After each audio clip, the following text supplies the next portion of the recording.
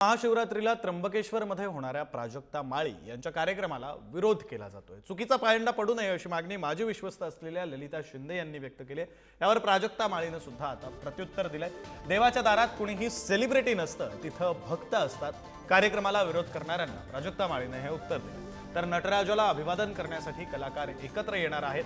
मी शास्त्रीय नृत्य करणार आहे असंही प्राजक्ता माळी यांनी म्हटलेलं आहे। तर अभिनेत्री प्राजक्ता माळीचा त्र्यंबकेश्वरमध्ये कार्यक्रम होणार असल्याचं विश्वस्त म्हणाले।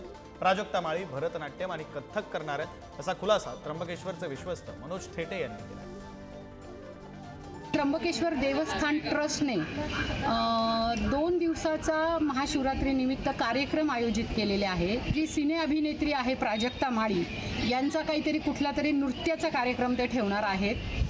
तर मला 2 शब्द असे सांगायचे आहेत की त्र्यंबकेश्वरच्या इतिहासाच्या म्हणजे त्र्यंबकेश्वर देवस्थान ट्रस्टमध्ये आजपर्यंत इतिहासामध्ये असे कोणत्याही सेलिब्रिटींना घेऊन कुठलाही कार्यक्रम झालेला नाही आहे।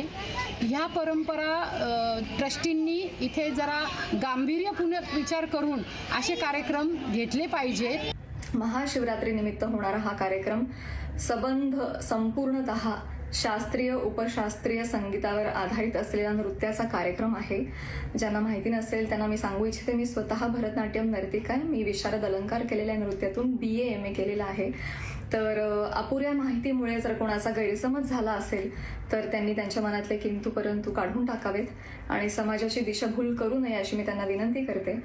आणि एक गोष्ट आवर्जून नमूद करू इच्छिते की देवाच्या दारामध्ये कोणीही सेलिब्रिटी नसतो, सगळेजण भक्त असतात आणि त्याच भक्तिभावानं मी माझ्या नृत्याच्या माध्यमातून माझी सेवा नटराजा चरणी रुजू करणार आहे। कार्यक्रमाचे लिटर चॅम्प जे आहे मुग्धा वैशंपायन व प्रथमेश लगाटे यांचा देखील संगीताचा कार्यक्रम झाला होता। त्याच्या मागच्या वर्षी नीलाद्री कुमार यांचा देखील संगीताचा कार्यक्रम झाला होता। याच अनुषंगाने या वर्षी देखील आमचे ते सांस्कृतिक सगळे कार्यक्रम आहे। प्राजक्ता माळी यांचा देखील 26 तारखेला कार्यक्रम आहे भरतनाट्यमचा। या सर्व कार्यक्रमाकरता देवस्थान ट्रस्ट सुसज्ज झालेला आहे व येणाऱ्या भाविकांना त्यांचं दर्शन कसं सुसह्य होईल, पिण्याचं पाण्याची व्यवस्था वगैरे याची सगळी व्यवस्था पण आम्ही विश्वस्त मंडळांनी मिळून पूर्ण व्यवस्था चोख बंदोबस्त ठेवणार आहे।